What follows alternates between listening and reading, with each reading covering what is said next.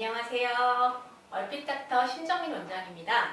안면비대칭은 젖먹이 유아기부터 시작되어 성장기에 급격히 진행되며 노년기까지 평생에 걸쳐 진행되는 생애 전반기 질환입니다. 성장기의 습관이 사춘기 이후에 한 사람의 얼굴 형태를 결정하기 때문에 성장기의 얼굴 변형은 조금 더 예방적인 관점에서 다뤄져야 합니다. 육아나 교육을 담당하시는 부모님이나 선생님들이 아이의 자세 지도부터 습관을 바로잡는 지도가 필요하기도 합니다. 이것이 제가 바로 이 책을 쓴 이유이기도 합니다. 그런데 성장기 안면 변형 교정 치료는 단순히 안면 비대칭이라는 증상 하나만 치료하는 것이 아니라 아데노이드 얼굴, 긴 얼굴 증후군과 아이의 바른 성장을 함께 고려해야 합니다. 평소의 호흡 습관이나 자세 습관이 아이들의 얼굴 형태를 바꾸고 미용적으로도 이쁘지 않고 건강을 해치는 얼굴 형태로 고착화되어 어른으로 자라게 되기 때문에 더 포괄적인 관점에서 치료에 접근해야 합니다. 성장기는 뼈나 근육, 신경학적인 구조물의 성장이 아직 진행되고 있는 상태입니다. 그래서 나쁜 자극이 지속되면 그 자극에 반응해 뼈나 근육이 나쁜 방향으로 성장이 일어나게 되고 뼈끼리 성장은 차후 교정하기가 상당히 어려워질 수 있습니다. 아이들의 안면 비대칭은 같은 유형이더라도 치료 효과가 어른에 비해서 훨씬 좋습니다. 그 이유는 가소성이나 재생력이 어른에 비해 좋기 때문에 작은 자극만으로도 정상 상태를 쉽게 회복할 수 있기 때문입니다.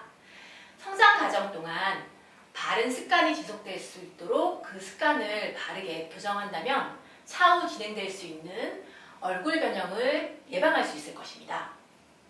성장기 얼굴 변형에 영향을 주는 습관은 입으로 숨쉬는 구강호흡 습관, 목을 앞으로 쭉 빼는 자세, 그리고 구부정하게 앉는 자세 습관, 손가락을 빨거나 손톱을 깨무는 습관, 치아가 나는 시기까지 공갈젖꼭지나 젖병을 빠는 습관 등이 얼굴 변형을 유도할 수 있습니다. 성장기 얼굴 변형을 방치하면 얼굴 모양 변형 외에 아이 건강에 여러 가지 문제점을 만들어낼 수 있는데요. 구강호흡을 반복하게 되면 아래가 길어지고 턱이 뒤로 밀리는 특징적인 얼굴인 아데노이드 얼굴이 되는 것뿐만 아니라 호흡이 일어나는 기도가 좁아지고 산소 포화도가 떨어진 상태가 되기 때문에 뇌로 산소가 원활하게 전달되지 않습니다. 그래서 집중력이 떨어지기 쉬우며 학습장애나 ADHD로 이어질 수 있습니다. 또한 구강호흡 패턴이나 턱관절 문제를 갖고 있는 아이들은 실제로 성장 부진을 겪을 가능성이 높다는 연구 결과도 많이 있는데요. 수면의 질이 정상의 경우에 비해서 떨어지기 때문에 성장 호르몬 분비가 충분하지 않을 가능성이 크기 때문입니다. 턱관절 장애로 두개골, 특히 하계 위치가 어그러지면 비정상적인 두개 리듬을 형성하게 되고 이 부정적인 신호가 인접해 있는 축두골과 저평골로 이어지게 됩니다.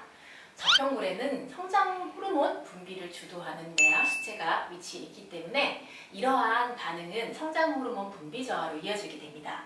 또한 성장기 얼굴 변형은 불량한 자세 습관에 의해 발생하는 문제로 척추측만증이나 거북목과 같은 척추 구조의 변형을 동반하는 경우가 대부분입니다.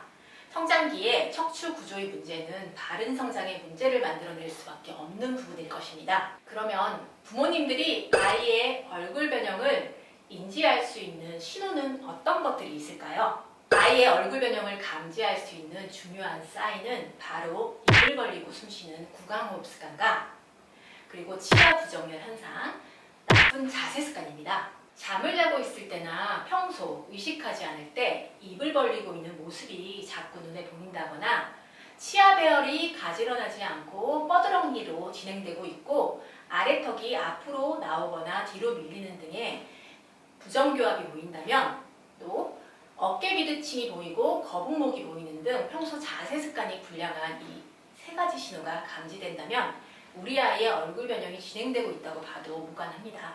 그러면 우리 아이의 안면 비대칭은 언제 치료해줘야 되는 걸까요? 모든 치료가 타이밍이 있습니다. 키성장이 일어나는 시기에 성장 치료를 놓치고 어른이 되어서 키를 키우겠다는 것이 말이 안 되는 것처럼 소아 청소년기의 얼굴 변형은 이 시기를 지나고 나면 돌이킬 수 없는 문제입니다. 그래서 망설이면서 시간을 보내게 되면 우리 아이의 성장의 골든타임을 놓치게 되는 결과를 만들 수 있습니다. 그러나 치료를 시작하기 좋은 적기는 따로 있습니다. 아이의 치료 수능도와 얼굴 발달과 턱성장 패턴을 종합해 봤을 때 가장 좋은 치료 시기는 만 7세부터 12세로 보시면 됩니다. 이 나이 때 아이에게서 얼굴 성장에 나쁜 신호인 부정교합, 그리고 구강호흡, 그리고 나쁜 자세 습관이 관찰된다면 최대한 빨리 치료를 해주는 것이 좋습니다.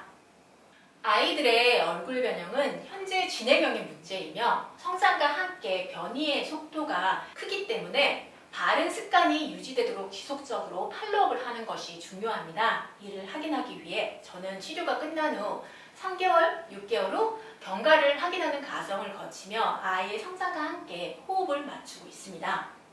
이러한 과정을 거쳐 제대로 관리만 된다면 재발 없이 고운 얼굴과 큰 키를 가진 멋진 성인으로 성장할 수 있을 것입니다. 이상 우리 아이의 바른 얼굴을 찾아 건강한 성장을 드리는 얼핏 닥터 신정민 원장이었습니다.